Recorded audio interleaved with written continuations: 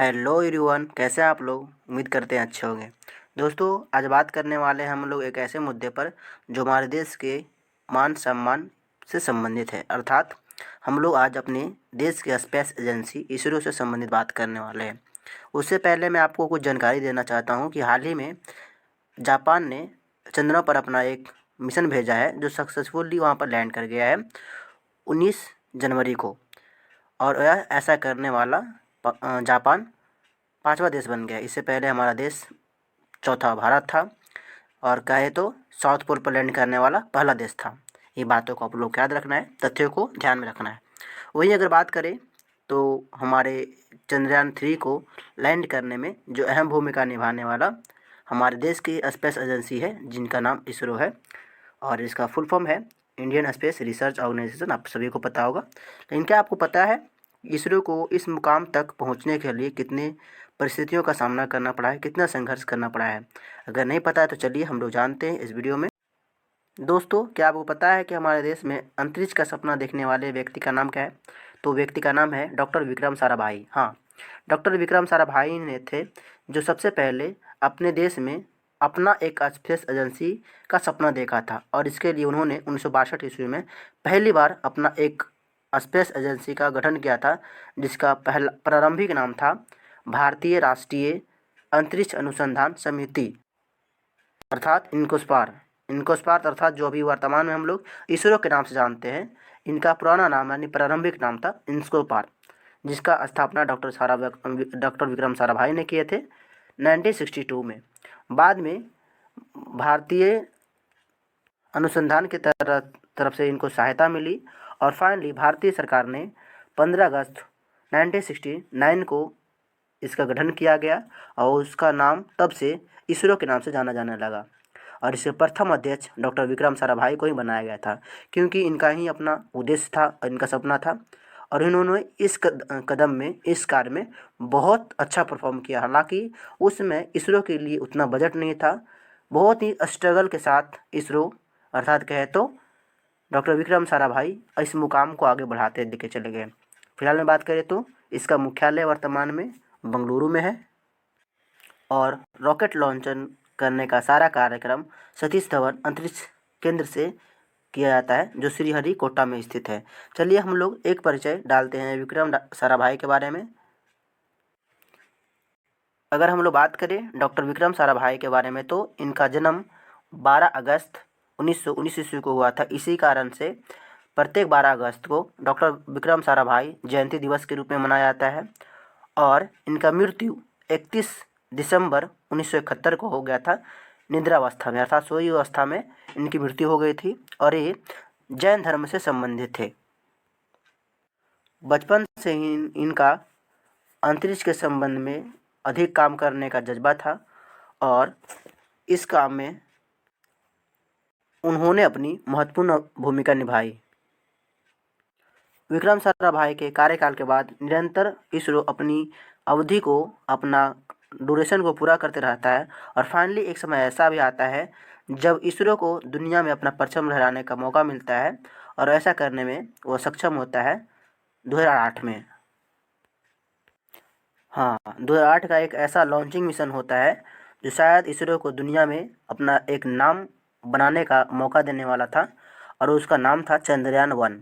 चंद्रयान 1 को 22 अक्टूबर 2008 को लॉन्चिंग किया गया था, जिसके उस समय अध्यक्ष थे माधवन नायर, और प्रोजेक्ट डायरेक्टर थे एम शंकरन। इन लोगों ने मिलकर के चंद्रयान 1 को सक्सेसफुली लॉन्च किया, और फाइनली यह चंद्रमा के कक्ष में जाकर के वहाँ पर ट्रैवल करता है और वहाँ की जानकारी इकट्ठा करता है। मैं आपको बता दूं कि चंद्रयान 1 चंद्रमा पर लैंडिंग करने वाला कोई मिशन नहीं था, बल्कि उनके स्थितियों को जानकारी देने वाला एक मिशन था, जो उस समय सक्सेसफुल हुआ था, जिसका नाम चंद्रयान 1 के नाम से जाना जाता है। और इस तरह से उस समय इसरो ने इस बहुत बड़ी उपलब्धि को हासिल किया, और फाइनली 2014 में भी मंगल मिशन को भेज करके दूसरी सफलता हासिल करती है, जो बहुत ही कम लागत में ऐसा करने वाला भारत भी एक ऐसा देश नाम आता है। निरंतर चंद्रयान 1 की बात करें तो इन्होंने उस समय बहुत अपनी कीर्तिमान हासिल किया था। जिस जगह चंद्रयान 1 का मून इम्पैक्ट पड़ा था उस जगह का जौहर पॉइंट के नाम से रखा गया था। अगर बात करें चंद्रयान 1 का तो उसमें उसका पूरा जो भार था 1380 kg था। परिस्थितियां बदलती है और उसके बाद इसरो को एक और मौका मिलता है, जो शायद यह मौका के बाद इसरो को एक बहुत बड़ा नाम से जाना जाता, और वह मौका मिलता है 2019 में, और वह मौका है चंद्रयान 2 के नाम से। 22 जुलाई 2019 को 2:43 में इसरो अपना एक स्पेस लॉन्च करता है, रॉकेट लॉन्च करता है, और रॉकेट का नाम होता है GSLV, और उसके द्वारा चंद्रयान 2 को लॉन्च किया जाता है और फाइनली सक्सेसफुली लॉन्चिंग हो जाता है। और 7 सितंबर 2019 को उसको चंद्रमा पर लैंड करने का अनुमति था। अर्थात कहने का मतलब ये है कि चंद्रमा पर लैंडिंग करने वाला कोई एक ऐसा मिशन जिसको पहले ही बार करने जा रहा था, और लगभग परिस्थितियाँ सब कुछ सही रहता है और इसरो कामयाबी बहुत ही करीब ही होता है।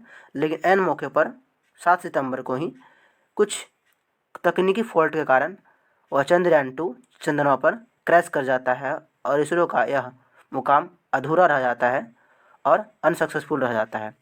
उसमें इसरो के चेयरमैन थे के. सिवान।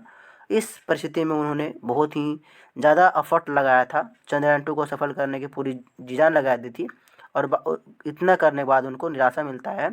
इसके बदले में हमारे देश के प्रधानमंत्री उसमें उनको सांत्वना भी देते हैं, और उनका एक निश्चित संकल्प होता है कि आगे हम लोग चंद्रयान 3 को लॉन्च करके दुनिया के सामने कीर्तिमान हासिल करके दिखाएंगे, और ये करता भी है। अर्थात एक समय ऐसा भी आता है चंद्रयान 3 को लॉन्च करने का, जो टाइमिंग होता है 14 जुलाई 2023, जो इसरो को एक पुनः मौका मिलता है, और वही सतीश धवन स्पेस एजेंसी केंद्र से चंद्रयान 3 को लॉन्च किया जाता है, और फाइनली 9:05 में सक्सेसफुली चंद्रयान 3 शनिवार के दिन लॉन्च हो जाता है। और इसका मिशन था कि 23 अगस्त 2023 को चंद्रमा की सतह पर लैंड करना था, और अगर खराब परिस्थिति रहे तो वह समय को टाला जा सकता था। लेकिन फाइनली 23 अगस्त का वो दिन आता है जब 6:04 में चंद्रयान 3 चंद्रमा की सतह को छूता है, और यह कीर्तिमान हासिल करने वाला चौथा देश और साउथ पोल पर लैंड करने वाला पहला देश बन जाता है।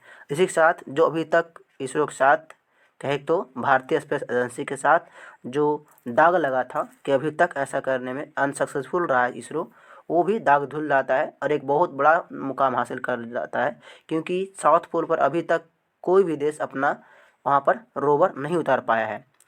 वहाँ पर विक्रम लैंडर उतरता है और वहाँ से प्रज्ञान रोवर निकलती है, और वहाँ के चारों तरफ का जो परिस्थिति होता है उसको भांपता है, जांचता है, और पूरी परिस्थिति को वहाँ के सैटेलाइट के माध्यम से इसरो के बाद भेजा जाता है। जहाँ पर इसरो का अर्थात कहे तो मेन मकसद ये था कि वहाँ पर जा कर के ये चेक करना है कि वहाँ पर ऑक्सीजन, हाइड्रोजन और जल क्या क्या मात्रा है, क्या परिस्थिति है, क्या इसरो या तो बोले तो वहाँ पर आगे मनुष्य का रहने की कोई संभावनाएं हैं, और बहुत सारे ऐसे मटेरियल्स जो शायद विद्यमान होंगे उसके बारे में जानकारी इकट्ठा करना था। और इसके साथ इसरो अपना एक नया कीर्तिमान हासिल करता है, जो शायद दुनिया को अपनी ओर आकर्षित करने का एक बहुत बड़ा मौका देता है। जहाँ पर चंद्रयान 3 जिस सतह पे लैंड होता है उस जगह का शिव शक्ति पॉइंट के नाम से जाना जाता है, और 23 अगस्त को प्रत्येक राष्ट्रीय अंतरिक्ष दिवस के नाम से जाना जाता है, क्योंकि 23 अगस्त के दिन ही चंद्रमा की सतह पर चंद्रयान 3 लैंडिंग किया था। ये हमारे लिए बहुत बड़ा कामयाबी था, अचीवमेंट था, जो शायद इसरो ने एक लंबे संघर्ष के बाद बहुत ही कम फंडिंग में, अगर बात किया है तो अदर देश का जहाँ जैसे कि जाक्सा है, रॉसकॉस्मोस है, चाहे अमेरिका का नासा है, ये सब के पास बहुत बड़ा बड़ा फंडिंग होता है, बहुत बड़ा बजट होता है, इसके बावजूद अपना वो मिशन को लॉन्च करते हैं। लेकिन हमारे देश का जो इसरो का जो बजट है बहुत ही कम, मिनिमम बजट में बहुत बड़े बड़े कामयाबी हासिल किया है, जिसकी हम लोग अगर तुलना करें और इतनी सराहना करें तो बहुत ही कम होगा। और इसरो का यह अनोखा कीर्तिमान दुनिया को अचंभित करने वाला था, जिसकी तुलना और जिसकी प्रशंसा कोई करते थक नहीं रहा था। आखिरकार हम लोग भी वह देश में शामिल हो जाते हैं जो चंद्रमा पर अपने मून मिशन को लैंडिंग करने के लिए सक्सेसफुल जाने जाते हैं। तो ये रहा आज का कुछ इन्फॉर्मेटिव बात है। उम्मीद करते हैं इस वीडियो के माध्यम से आपको कुछ नया, कुछ अनोखा सीखने के लिए मिला होगा। तो मिलेंगे हम लोग कोई दूसरे वीडियो में, तब तक के लिए बने रहें। धन्यवाद।